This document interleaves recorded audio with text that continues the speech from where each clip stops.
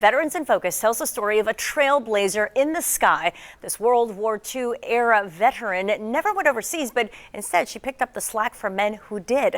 Our Veterans Issues reporter Greg Chandler joins us now live in the studio. She really is a trailblazer and just celebrated a milestone birthday, Greg. Yeah, absolutely, Katya. You see, Maxine Flournoy turned 100 years old 8 days ago. She lives a quiet life these days, but that wasn't always the case. You see, for decades, she was as comfortable in the air as she is on the ground.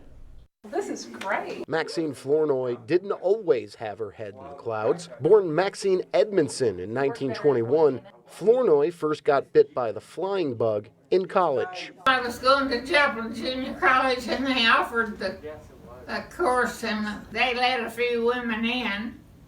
And I applied and got in that way. Then World War II started. Flournoy was approached to be a WASP, or Women's Air Force Service Pilot. Of the roughly 22,000 women who applied, Flournoy was one of 1,100 picked. The war was on and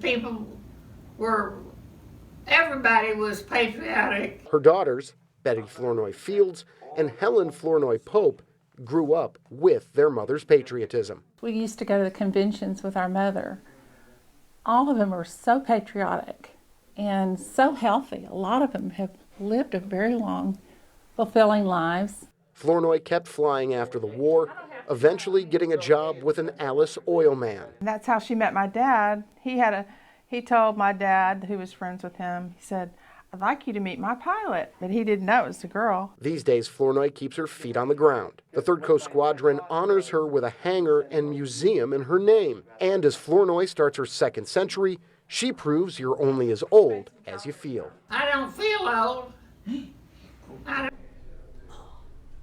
Now, what she says, she doesn't look that old, and no, she doesn't. You'd never guess she was 100 years old.